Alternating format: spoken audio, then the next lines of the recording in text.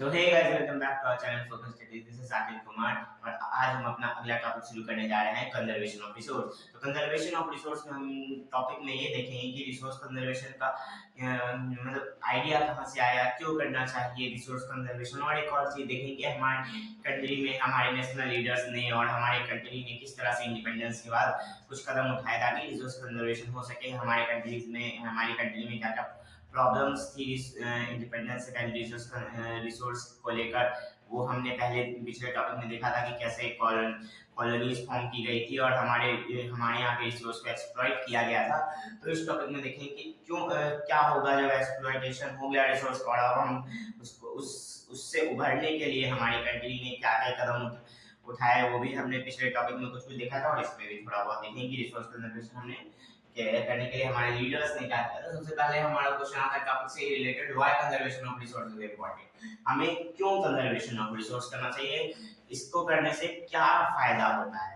तो देखिए, टॉपिक को समझिए कि कंजर्वेशन ऑफ रिसोर्स, कंजर्व कोई चीज को क्यों करते हैं, ताकि हमें उसकी नीड अगर कभी फ्यूचर में हो तो हम उसे यूज कर सकें। ठीक है, तो देखते हैं। तो अगर देखिए, जब हम लोग रिसोर्स का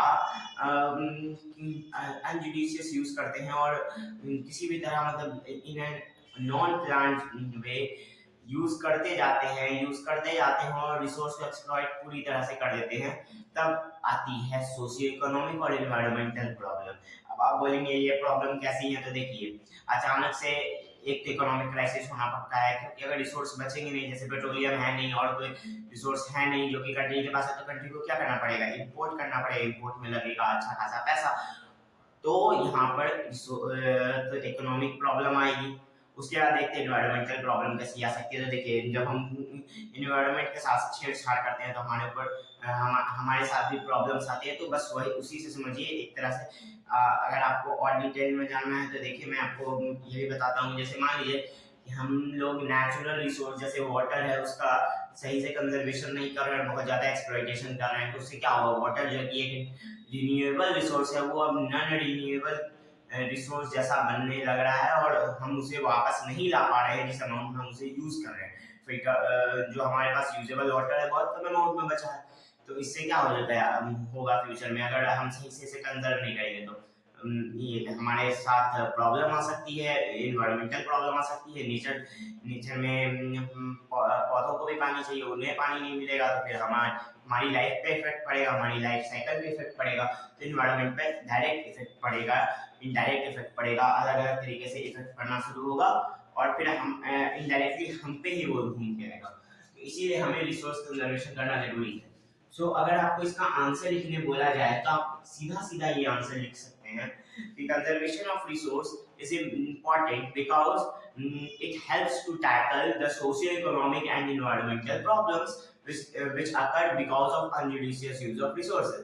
यानी कि जो भी सोशियो इकोनॉमिक और एनवायरमेंटल प्रॉब्लम आती है जो कि अनजुडिशियस यूज के चलते हुई है, उससे टैकल करने के लिए रिसोर्स कंजर्वेशन करना जरूरी है।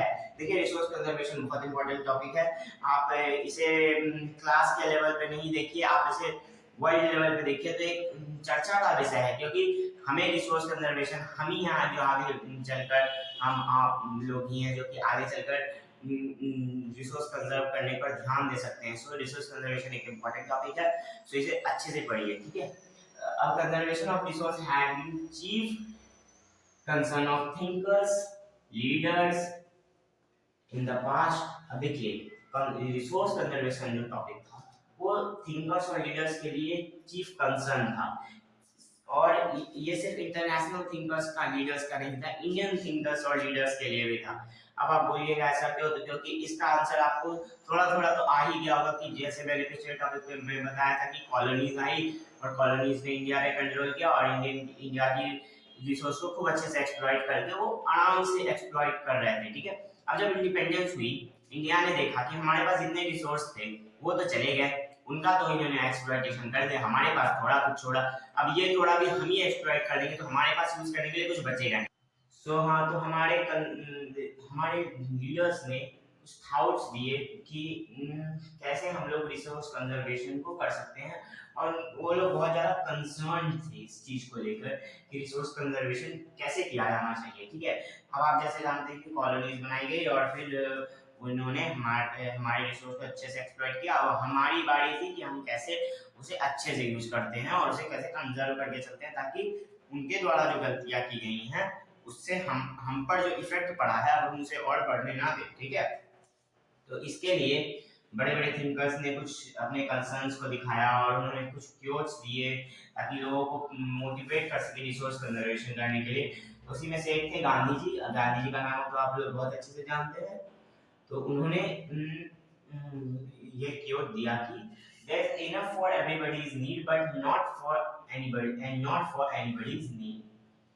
यानी कि हर किसी के नीड के लिए तो हमारे पास बहुत सारा रिसोर्स है, बट किसी के भी ग्रीड के लिए, लालच के लिए हमारे पास ज्यादा रिसोर्स नहीं है। ठीक है, हमारे पास कोई रिसोर्स नहीं है। यानी कि यहाँ पर उन्होंने उन ग्रीडी लोगों की बात की है जो कि अपनी थोड़ी सी नीड के लिए रिसोर्स को जैसे तैसे एक्सप्लॉइट करते रहते हैं। ठीक है, तो इन्होंने बहुत अच्छी बात कही है। यहाँ पर हमें भी इस चीज का ध्यान रखना चाहिए कि कैसे कभी कभी हम लोग भी जैसे मान लीजिए कि हमें थोड़ी सी पानी की जरूरत होती है, प्यास लगती है, तो और हम बहुत सारा पानी लेकर उसे बर्बाद कर देते हैं। ठीक है, तो यहीं से ये इनका थॉट हमें अच्छे से और अच्छे समझ में आया। कभी कभी हम लोग भी ग्रीडी बन जाते हैं, बट देखिए उतना थोड़ा सा से ही अगर हम शुरू करें, उसी को अगर हम ध्यान से रखें, तो ये क्यों पर हम अमल कर सकते हैं। और जैसे आप जानते हैं ना, हमने पहले के टॉपिक्स में पढ़ा है कि हर किसी चीज की शुरुआत छोटी से करेंगे तभी वो बड़े लेवल पर जाकर अच्छे से काम करेगा। तो यहाँ पर तो इस कोट को हम वैसे ही अपने लाइफ में अप्लाई कर सकते हैं। और खैर इन्होंने कह दिया और हमें इसे अपनी लाइफ में यूज करना चाहिए। और ऐसे ये क्यों इम्पोर्टेंट है, इससे 1 मार्क क्वेश्चन कभी कभी आया है। ठीक है, अब इन्होंने एक और चीज कही थी, production we can not support production by mass, we can not support mass production but we support production by masses.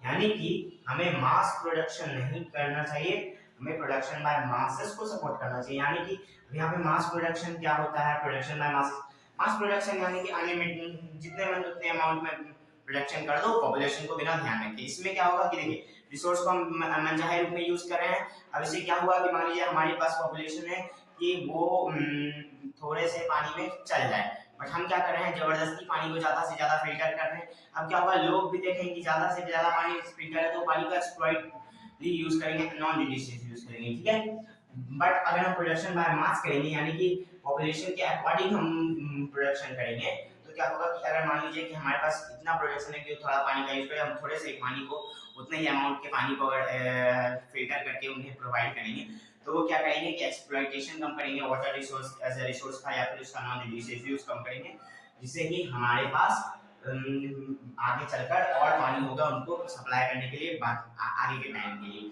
तो इसीलिए उन्होंने मास प्रोडक्शन को कहा नो और प्रोडक्शन बाय मासेस को कहा यस, यानी कि ये प्रोसेस को हमको लेकर चलना चाहिए। ठीक है, अभी आपको एक सवाल आ रहा होगा, रिसोर्स कंजर्वेशन जो टॉपिक है, जो मुद्दा है, जो कॉन्सेप्ट है, वो कहाँ से आया।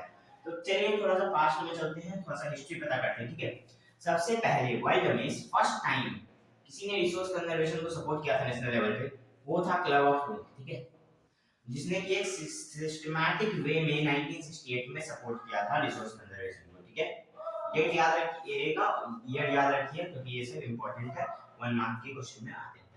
उसके बाद कमचर ने अपनी एक किताब में स्मॉल इज ब्यूटीफुल नामक उसकी किताब थी, उसमें गांधी जी के फिलॉसफी को बहुत अच्छे से फिर से एक बार प्रेजेंट किया था, जो कि हुआ था 1970, जो कि लिखा गया था 1974 में। और आपको बुक के नाम से थोड़ा सा वो आ रहा होगा, जैसे उन्होंने प्रोडक्शन बाय मासेस कहा और स्मॉल इज ब्यूटीफुल इस बुक का नाम है। थोड़ा सा रिसोर्स यूज करेंगे और उतना ही काफी है, उतना ही ब्यूटीफुल है। उसी तरह से प्रोडक्शन बाय मासेस में है, हम लोग जितना है उतना ही प्रोड्यूस करें और उतने में ही खुश रहें। तो ये क्या है, थोड़ा थोड़ा देखिए आप लिंक मिलेगा आपको। तो इस तरह से गांधी फिलॉसफी को उन्होंने प्रेजेंट किया था अपने बुक में। और ये जो सस्टेनेबल डेवलपमेंट है रिसोर्स कंजर्वेशन में, सस्टेनेबल डेवलपमेंट का टॉपिक हमने पहले पढ़ा है। ये जो कॉन्सेप्ट है ये ब्रंटलैंड कमीशन रिपोर्ट एक आई थी। ठीक है, जिसने की सेमिनल मतलब कि डेवलपमेंट का नजरिया दिखाया था। सबसे first time resource development, resource conservation में सेमिनल डेवलपमेंट इसने दिखाया ब्रंटलैंड कमीशन ने, मतलब कि उन्होंने एक स्ट्रेंथ से भरी हुई डेवलपमेंट करवाई। सेमिनल डेवलपमेंट का मतलब वही कि ब्रंटलैंड कमीशन ने रिसोर्स कंजर्वेशन में एक क्या बोलते स्ट्रेंथफुल डेवलपमेंट की, ठीक है। तो सेमिनल ब्रंटलैंड रिपोर्ट आई थी 1987 में, ठीक है। इसमें उन्होंने सस्टेनेबल डेवलपमेंट को इंट्रोड्यूस किया था। और ये जो सस्टेनेबल डेवलपमेंट का कॉन्सेप्ट है ये आगे जाकर कई सारी बुक्स जैसे कि आवर कॉमन फ्यूचर में भी आई थी, ठीक है। और ये सारी जो ये जो कॉन्सेप्ट है फिर आगे चलकर रियो डी जेनेरियो समिट में भी आया था, जो कि 1992 में हुआ था, जिसके बारे में मैंने आपको पहले पढ़ा है। उसी में मैंने एजेंडा 21 के बारे में पढ़ा है।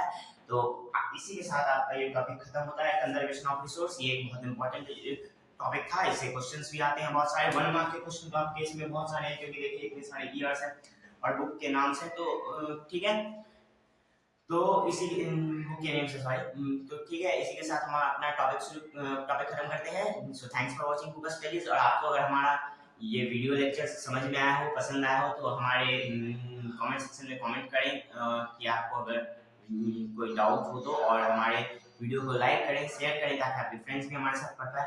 So thanks for watching focus studies.